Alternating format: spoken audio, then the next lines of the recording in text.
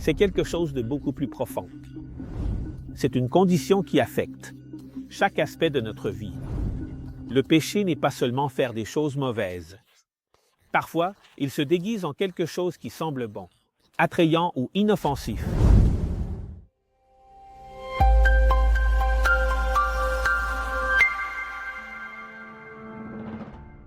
Le péché n'est pas seulement faire des choses mauvaises.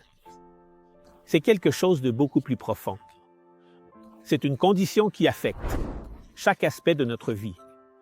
Le mot utilisé dans la Bible pour pécher, ça signifie rater la cible, s'écarter du but pour lequel nous avons été créés.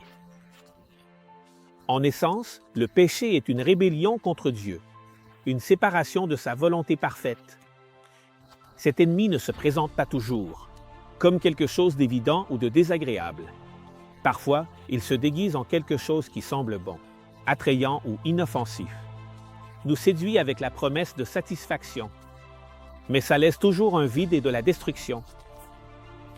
Le pire, c'est que par nos propres moyens, nous ne pouvons pas échapper à son pouvoir.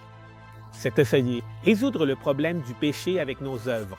Notre effort, c'est comme essayer de guérir une blessure profonde, avec petits pansements. Dieu sait que nous ne pouvons pas vaincre le péché seul. Alors il a fait une provision. Il a envoyé Jésus pour qu'il paie le prix de notre rédemption aujourd'hui. Si tu ressens le poids du péché, n'essaie pas de le porter tout seul. Ne cherche pas de solutions humaines. Apporte-le aux pieds de Jésus. Confie-le lui. Jésus n'a pas seulement le pouvoir de te pardonner, mais aussi pour te transformer et de te donner une nouvelle chance. Péché rien. Mais la grâce de Dieu est plus grande.